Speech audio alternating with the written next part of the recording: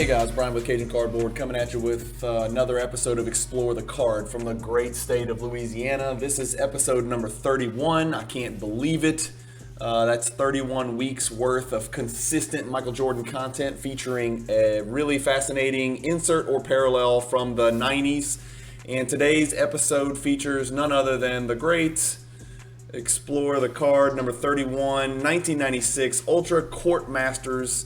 As you can see on your screen, there's a quick glimpse of the thumbnail. As always, when we do these Explore the Card episodes, we like to take a look at the set that the card comes from. So this card comes from the 1996 Ultra Basketball set, as you can see on your screen. This is a 300 card checklist, or 300 card set. With tons of really cool subsets inside of this particular set. A lot of you guys will recognize the beautiful, kind of glittery, what do they call it, bedazzled, colorful script of the player's name and the team name. This set is 300, like we said, 300 cards, 4 checklists, 296 of the cards are players. They come in alphabetical order. There's tons of subsets within here, such as On the Block, Step It Up, Rookie Encore, Ultra Elite, etc. The cards are just beautiful, glittery, glossy, colorful script, player team name. They're borderless and they're super shiny, so they're not your kind of typical paper cards. But what that does is that causes some problems when you buy old school boxes, or these cards have been sitting in white boxes for a very long time. They tend to stick together. The product is split into Series 1 and Series 2, which was often the case back in the 90s. Series 1 is cards 1 through 150, so exactly half. Series 2 is cards 151 through 300, so that's the second half. The notable rookies in this class, I don't even really need to go through this with you guys, do I? If you haven't seen the documentary on the 1996 rookie class, I don't want to say conclusively it's the greatest class ever, but it is definitely the deepest class ever, and it might be the greatest class ever. I don't know. Let me know in the comments what you think. But the 1996 rookie class is unparalleled. You've got in this set Kobe, Ray Allen, Steve Nash, Allen Iverson, Shareef Abdur-Rahim, Antoine Walker, Kerry Kittle, Stephon Marbury, Jermaine O'Neal, Marcus Camby, Derek Fisher, and Ben Wallace. Hall of Famers galore. Everybody tends to focus on Kobe and Iverson, but they forget about Nash, and just the depth of this class is just absolutely preposterous. Jordan has 3 cards in this base set. I'm going to try to show you guys each of them. Card number 1 is his true base card in this set. This is card number 16 in the set, fellas. It is a PSA 10 worth $375, and it's a pop 89. The next card he has in the set is card number 143, which I think I'm going to find on page 2. We'll click that one as well. Here you go. That is his Ultra Elite subset card in a PSA 10. This Ultra Elite card, Ultra Effort. This Ultra Effort card number 143 is $139 in a PSA 10, so significantly less than his true base number 16 card. This is a pop 245, so about 3 times the pop as well, which accounts for part of that price difference. And then the third card Jordan has in this 1996 Ultra base set is card number 280, which you guys are probably familiar with. Step It Up. A lot of people refer to this as an insert card. It's not an insert card. It's not an insert set. It's a subset. And this card, this Step It Up card in PSA 10 is a $610 card. And I'll tell you why. It's a pop 13. So dark edges, even the picture that you're looking at on Trading Card Database is a bad copy, right? Look at the corners. They're rounded, they're white, they're furry. This is a very difficult card to gem, and a highly coveted subset card of Jordan in the mid-90s. This card is $610 in PSA 10, and it is a pop 13. Yes, pop 13. Not many of those guys out there. So let's give the people what they want. We came to talk about the insert sets. As you can see on your screen, there's 13 insert sets in the 1996 Ultra product. There is also 2 parallel sets, as you can see down here. You guys will be familiar with these if you've collected Ultra from any years. The Gold Medallion and the Platinum Medallion. The Platinum Medallion being significantly more rare. The pack odds are a little bit confusing because they're different for Series 1 and different for Series 2, and then also different depending on what types of packs you're opening. But suffice it to say, the Gold Medallion are rare. The Platinum Medallion are extremely rare and valuable, significantly more so than their gold counterparts. The insert sets that we see here in 1996 Ultra, some of the ones that stand out, the ones that include Jordan, how about that?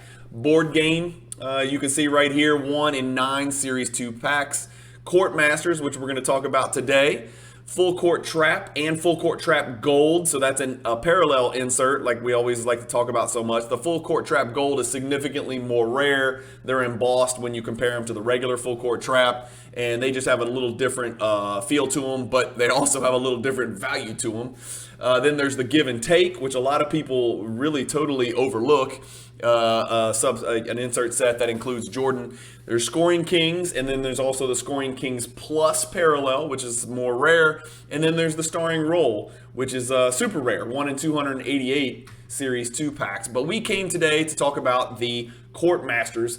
And Court Masters is a 15-card insert set. As you can see on your screen, this is another one of those insert sets that's just loaded and quality. 12 out of the 15 players that you see on the screen are Hall of Famers. We always want to identify the imposter. The closest thing to an imposter, and he was a damn good player, especially in college, is Juwan Howard. That is probably the weakest player on this 15-card checklist from Court Masters. Ironically, the second worst player, in my opinion, based on historical resume, is probably Reggie Miller, despite the fact that there's 2 other non-Hall of Famers on this list, Anthony Hardaway and Sean Kemp. If you look at Hardaway and Kemp, their numbers were probably better than Reggie Miller's, to be quite honest with you, during their prime. But Reggie Miller is the first ballot Hall of Famer, somehow media bias, and Penny and Kemp are not. But one day maybe they will be. You never know. And that would make it 14 out of 15. I don't think Juwan Howard's ever getting in. So we'll never get to 15 out of 15 Hall of Famers. But that's your set. That's who's in the set. I'm going to pull up the Jordan card within here. And let's take a closer look. Remember, Court Masters were inserted 1 in 180 Series 1 retail packs. So 2 things you want to focus on. Series 1, not Series 2. And retail packs, not hobby. So 1 in 180 Series 1 retail packs. There's 15 cards in the set. Simple Cajun math yields a result of Jordan being 1 in 2,700 Series 1 retail packs. So not an easy pull here, fellas. I've got it pulled up on your screen. I'm going to try to zoom in and read this thing for you guys. I don't own the card. Sorry, I should have said that from the jump. This is one of those episodes where I'm doing this to research the card because I'm looking for it. So I'm looking for it. If any of you guys are looking for it, let's see, survival of the fittest. I think Darwin decides who gets the card, but as we'll see in just a second, it's not going to be an easy card to find in a high grade. But let's read the back of this card. And here you go. You can see the card right here on your screen. It's kind of got the stencil of the top of the key. It's got Jordan in script very faintly on your screen. I don't know if you guys can see that. Hopefully you guys can see that right here. It says Court Masters down below in black. It's got the gold foil, 96-97 Fleer Ultra printed top left. Jordan is mouth open but not tongue out. Maybe that's an error card. On the back, Jordan mouth open, no tongue out. So maybe it's an error card. Usually when Jordan's mouth's open, his tongue's out and he's destroying his opponents. But the back of the card, as we always like to read, and this one's not quite as corny as normal. It says, the Ultimate Court Master returned to his rightful position as arguably the best in the NBA by securing his 4th NBA Most Valuable Player Award in 1995-96. Further augmenting that accomplishment was his airness. NBA record 8th scoring title. Michael's outstanding individual accomplishments were topped off with a 4th NBA championship for the Bulls. So a narrative celebrating Jordan's return to the game of basketball and return to dominance at the top of the mountain in comparison with his peers. What do we watch this episode for? For those of you listening on Spotify, I'm sorry, you're not going to be able to see what YouTube viewers can see. And YouTube viewers, just so you know, if you're ever caught without access to YouTube for whatever reason, you can watch this on Spotify. I'm not a tech genius, but people are telling me now you can watch videos on Spotify as well, which I don't understand any of that. I'm trying to upload all of these to Spotify. It's going to take me a while to catch up, so This may be outdated by the time you listen to it on Spotify, but I'm doing my best to kind of convert and put a library together. But what you're looking at is a pop and price table for 4 grades of this 96 Court Masters: PSA 10, BGS 9.5, PSA 9, and BGS 9. If you've got a phone, take a quick snapshot, hold it sideways, and get a nice little landscape shot of this. If you don't, just hit this print screen button on your computer if you know how to do that. But the things that stand out to me about this pop and price table that you see on your screen, first and foremost, is there's less than half as many PSA 10s as there are BGS 9.5. So that's issue number one. That's the first thing that kind of jumps out at me. PSA and BGS have graded 70 and 117 respectively, so not that large of a disparity. My guess is back in the day, people were grading most of these with BGS when they were the dominant grading force in the late 90s and the early 2000s to mid 2000s, but I may be wrong about that. But the pop rates, the PSA 10 gem rate is 29%. The BGS 9.5 is 44%. But the next thing that really stands out to me is if you look at your screen and you add up the PSA 10s and 9s, that's 88%. 88 out of every 100 court masters submitted to PSA gets a mint or better condition. That seems like a really high number. If you do the same thing with BGS, it's 86%. So you're talking about a card that for one reason or another grades really, really well with both of the big grading companies. That's a really high number, 88% and 86%. If I did my math right, I think that's right.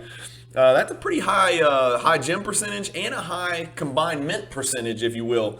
The sold price for the last PSA 10 is $8,000. The sold price for the last BGS 9.5 is only $2,460, with the highest sale ever being $3,000. So there's your 2.5 or a little bit over 2x margin difference between PSA 10 and BGS 9.5. Again, remember when you're comparing PSA 10 to BGS 9.5, you always have to look very closely at the subgrades and eye appeal. If centering is what brings it down, it could bring down the value.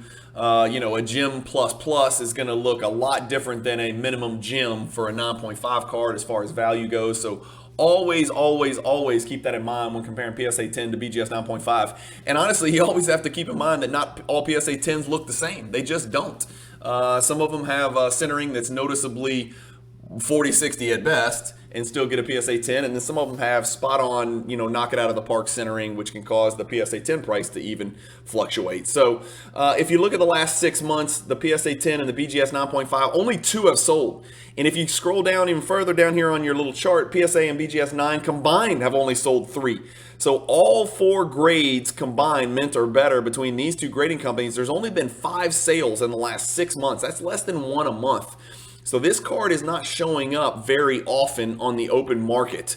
The average sales price over the last 6 months, nothing for PSA 10 because it hasn't sold. The percentage change over the last 6 months, you can see nothing again for the PSA 10 because it hasn't sold.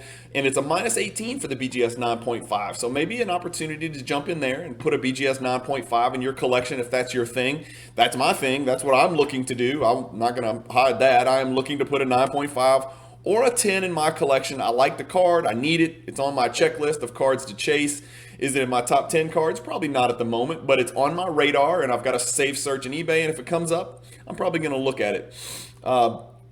Lastly, let's look at the pop increase in the right. 15 shots taken, 15 shots missed. I think it was Michael Scott that said, or Wayne Gretzky that said, you miss every shot you don't take. And I think Michael Scott said, you miss every shot you don't take, Wayne Gretzky / Michael Scott. But you can see no new PSA 10s or BGS 9.5s in the last 15, 16 months graded. That's another unique feature that Card Ladder provides, where you can track the quantity of cards in a particular grade that have been added to the pop report since April of 2021. You'll see it's 0. So a lot of people trying to grade 10s, maybe they're cracking resubs, maybe they're just new fresh ones. Either way, PSA and BGS are having none of it, and they're shaking the Matumbo finger at you and saying, not in my house. Moving along, there are no black labels of this card. There is one BGS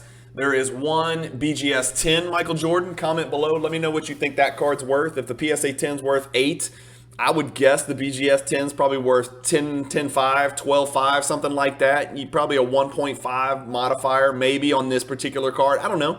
Let me know what you think in the comments, what you think the BGS 10 would sell for if it hit the open market. It's a pop one, so I could be way off. It could be 20,000. I have no idea.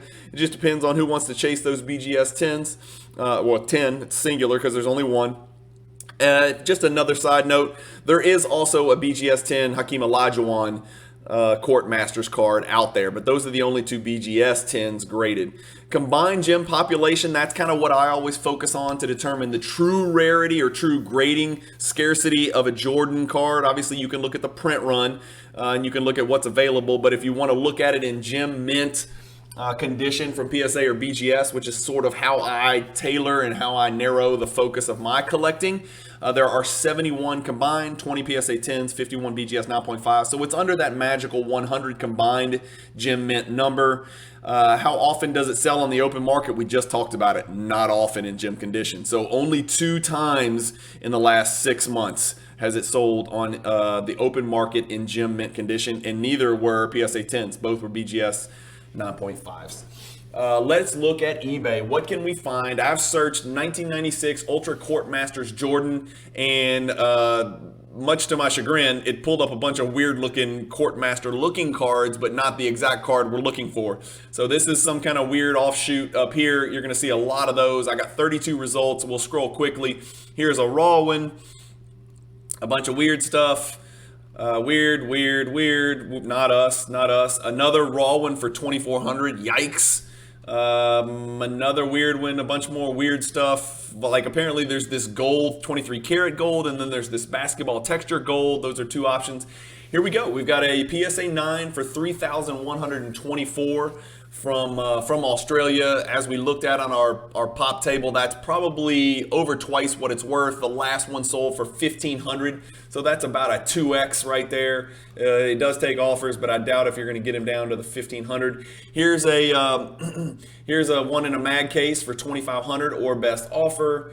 Again, not much here. A $2,500 SGC 9.5, so that's interesting depending on whether you're a Kraken sub person or if you're an SGC collector. I gotta believe in SGC 9.5. That is an incredibly low pop. I bet you that's a pop 1 through 5, something crazy like that. I just don't think many people would grade this card in an SGC 9.5, so that's a really good looking card. That is about the exact same value as the last BGS that sold, 2460, BGS 9.5. So do your research, do your due diligence. If you're a gambler, you can crack it. And there you go. There's a BGS 9.5. It is $4,000. And remember, the last one sold for $2,460. They are taking offers, so maybe that's a move. Maybe that's something Cajun Cardboard needs to mess with. We'll see. And that's it for the card. If you're a gambler and you want to pull the box, you're not going to, because I searched Ultra Series retail box, and the only one I pulled up was a Series 2 retail box. You're not going to get a Court Masters in Series 2 unless there was some horrific mistake made. It comes in Series 1 retail boxes, as we talked about, at a rate of 1 in 2,700 packs. But there's your Series 2 box for 1,600. So even gamblers can't grab it. Now we'd like to talk about what are some other cards of comparable value, cards that are comparable to this card, this Court Masters card in a PSA 10 condition. There's 3 of them. We've got the 1992 Fleer Total D Michael Jordan on your screen. We've got the 1997 Upper Deck Records Collection PSA 10 on your screen. And then we've got the 1997 Ultra Stars Jordan PSA 10 on your screen. I'm lucky enough to own all 3 of those cards in PSA 10 condition, so I might be a little biased here. I own these and I don't own the Court Masters. But, you know, if you're asking me to choose, those cards are all about the same value. You know, you can see 8,800. Remember, the Court Masters last sold on our pop chart here for $8,000. So who knows? It's probably worth somewhere between $8,000 and $10,000 today. The last Total D sold for $8,100. The last Records Collection $8,200, and the last Ultra Stars PSA 10 $8,800. If you're asking me to choose between these 3 cards, again, looking at the pop, all of them are very, very low pop. 14, and 29. In order, I'm taking the Records Collection first right here. It's a pop 14. I just think it's a really hard card to gem, and I don't think there'll ever be another one, to be quite honest with you. I'm taking Total D second. there's my second choice right there. My third choice would be our Court Masters. That's the feature of our episode today that you see on your screen. Jordan, mouth open, no tongue. And then the last card I would take is the Ultra Stars PSA 10, which is a Pop 19 card and no slouch in and of itself. But that's my order. That's the order I would take these cards in. Let me know what you think in the comments. Let me know what you think about Court Masters. If you have one of the PSA 10s or BGS 9.5s, let us know. Let us know what you like about the card. If you're in the market to get it, let us know that. If you think it's overvalued, undervalued, let us know that. I really want this to be an open discussion. And let us know what you think about this card and whether it's properly valued, over or undervalued, if it's a good investment or a bad investment. On the Cajun cardboard scale of Jordan card relevance, I give this card a 6.5 out of 10, fellas. Again, it's not the most impossible pack odds, but it ain't easy. And as you can see, those boxes aren't prevalent. They're not out there. They're not on eBay just waiting to be bought and ripped.